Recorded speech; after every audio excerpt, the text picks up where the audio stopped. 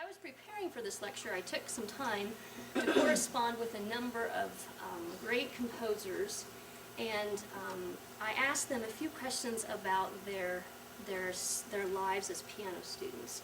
And just so that you know where some of this advice is coming from, let me read you some of the names of the people who responded to me. Carol Closey, Philip Keverin, Robert Vandal, Jennifer Lynn, Jason Siffer, John Opoff, Bradley Sowash, and Tony Karamia. So all of these people corresponded with me about what it was like to be a student. And I asked them two questions. I asked them, what did you or your teacher do that helped you be a good composer? And the second question I asked them was, what do you wish you would have done during your music lessons that you feel would have helped you be a better composer? Now, I know that those questions are the broadest questions you could ask anybody, and I really was expecting very diverse responses, and sure enough, that's what I got.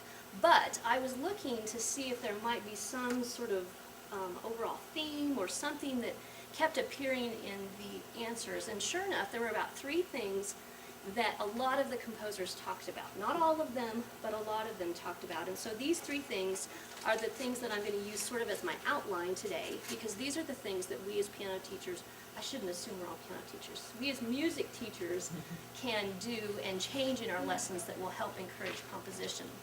So by far the first, or the most common response I got was that composers wished that their teachers had been more encouraging of their creativity and composition.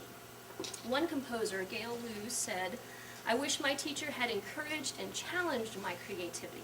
My lessons were all about technique and repertoire."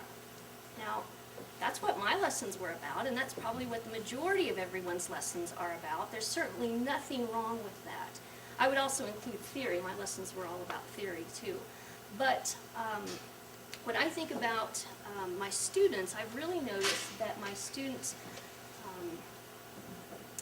really thrive when I allow them to be creative. And when I allow them to be creative and to do a little bit of composing on their own, their excitement for these things tends to increase. And I'm going to give you some example of these in a little bit. But just remember that even though I know the majority of your lessons are going to be about technique and repertoire and theory, this one little thing that you can do actually will give them, I think, more energy for these things and will make them more interested. So.